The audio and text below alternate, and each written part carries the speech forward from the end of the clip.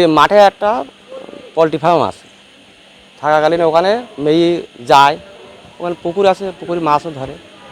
Plus এবার এই সকালবেলা ওর মালিক ছিল ওখানে, তার নাম গোবিন্দ।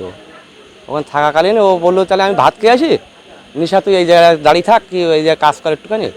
সেই কাজ করছিল, কাজ করার পরে এই বাসু সেখানে যায়, তারপরে গোবিন্দও চলে যায় সেখান থেকে। তারপরে এর হাত ধরে নিয়েছে, ওরা তার হাতে একটা কাশিও ছিল, কাশি দিয়ে বাড়িও দেশে মাথায়, এখন যা দেশে বললো ওই বাসুরে ছেলেটারে। আগে কিন্তু এই 3-4 বার ওই অত্যন্ত করেছে রাতে, সেটা এটা হলো দিনে। ওই হাত ধরে টানাটানি করে ঘরে নিয়ে যাচ্ছিল, সেখানে তোমার কাশি দিয়ে বাড়ি মারি সেলাই ছেড়ে দিয়েছে। ঘরে নিয়ে যাচ্ছিল কেন? পোলট্রি ফার্ম পাশে ঘর আছে, ওই ঘরে কেন নিয়ে যাচ্ছিল? ওর কি করবে সেটা জানেন তো। হ্যাঁ, একটা চেষ্টা ছিল, জানি রাতে পারেন যখন দিনের বেলা বৃষ্টি হচ্ছিল, সেই সময় তো কেউ নেই ওখানে।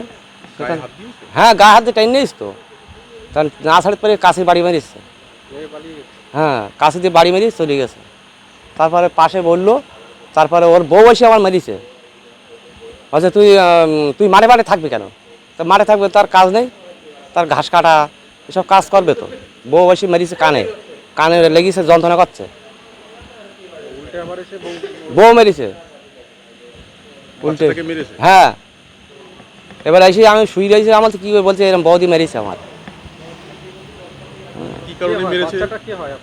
আমার ভাইজি, ওর বাবা মা নাই তো। ওর বাবা মা ক্যান্সারে মারা গেছে, মা এই বাবা, আর সুগারে মারা গেছে বাবা মা। কার মেয়ের 15 বছর বয়স।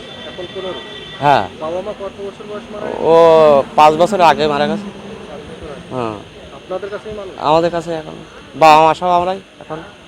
কি চাইছেন? আইনি সাহায্য যেটা হয় সেটা।